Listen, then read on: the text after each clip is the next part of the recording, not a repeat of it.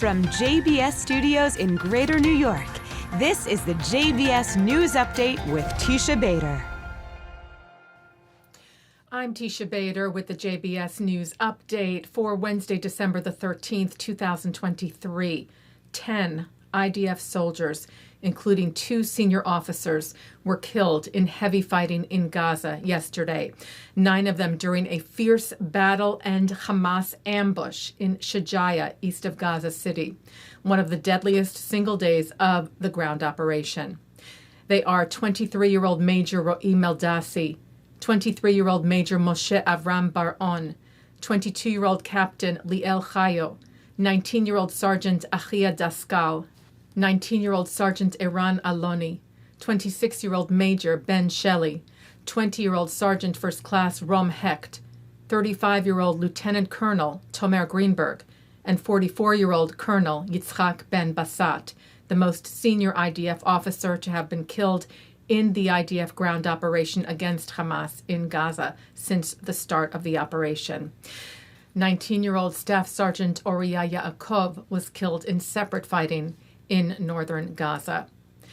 And battles continue today, including in southern Gaza, where the IDF said a terrorist squad shot at Israeli troops with small arms fire and RPG-type anti-tank missiles from an empty school.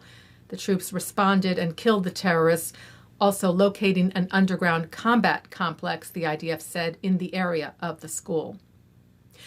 The United Nations General Assembly passed a resolution yesterday calling for an immediate ceasefire in Israel's war with Hamas in Gaza. 153 countries supporting the resolution, which is not legally binding, 10 countries voting against it, including Israel and the United States. 23 countries abstained.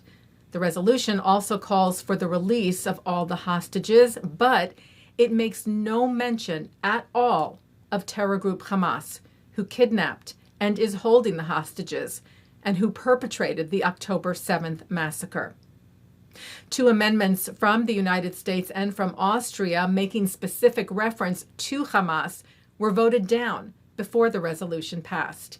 U.S. Ambassador to the UN, Linda Thomas-Greenfield, in introducing the U.S. amendment, said the U.S. supported components of the resolution.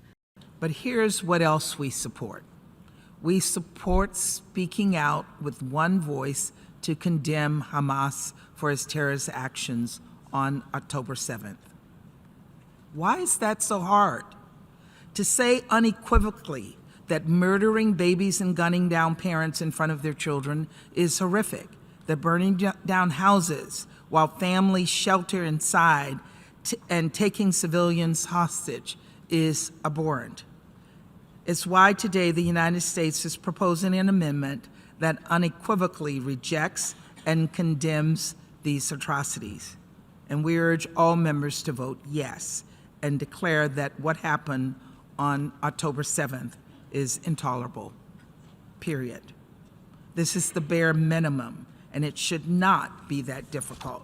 Israel's ambassador to the UN, Gilad Erdan, reiterated that a ceasefire with Hamas would allow the terror group to continue to survive and commit more atrocities against Israel. He wrote, "I made clear to all the ambassadors before the vote, if you want a real ceasefire, call the Hamas offices in Gaza and ask for Yahya Sinwar. Tell him that when Hamas lays down its weapons, turns itself in, and returns all the hostages, then there will be a real ceasefire that will last forever." U.S. National Security Council spokesperson Adrienne Watson said that NSC advisor Jake Sullivan will travel to Israel tomorrow, Thursday, December the 14th, and will be there Friday as well to meet with Israeli Prime Minister Benjamin Netanyahu, his war cabinet, and Israel's President Isaac Herzog to discuss the latest developments in Israel and Gaza. Rockets, meanwhile, continued to be fired at Israel from Gaza, with barrages today at southern Israel, including at the city of Ashdod, where a large fragment of an intercepted rocket landed in a supermarket. No injuries were reported. Rockets were also fired at northern Israel from Hezbollah terrorists in Lebanon. They landed in open areas, the IDF saying it is striking the source of the fire. Well, Rutgers became the latest university to suspend its campus chapter of Students for Justice in Palestine. The JTA reports a letter from the dean of the school to the group of the interim suspension states that it had violated several university policies, including those forbidding disruptive or disorderly conduct, failure to comply with university directives, improper behavior by campus guests, and inappropriate use of space, as well as allegations of vandalism.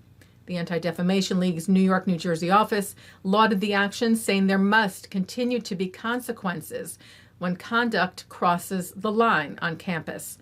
The American Jewish Committee said the Rutgers administration has spoken. SJP, when you prevent Jewish students from going to class, eating, or studying, you have no place on campus. Taking a look now at our programming for tonight on JBS for Wednesday, December the 13th at 7 o'clock. Israeli-born, Long Island-raised comedian Modi talks about the healing power of laughter, even amidst war and heartache, with Joe Alterman in a program of Moment Magazine. At 8, David Harris offers a tour de force on the history and context of the conflict. At 8:30, Harris speaks with outspoken pro-Israel Democrat Representative Ritchie Torres. At 9, it's Abigail Pogrebin on L'chaim. At 10, an FIDF Live war briefing. Then at 10:30, a replay of the JBS candlelighting for the 7th night of Hanukkah. And coming up next, it's Thinking Out Loud. And that's the JBS News Update for Wednesday, December the 13th, 2023. I'm Teisha Bader. Am Yisrael Chai.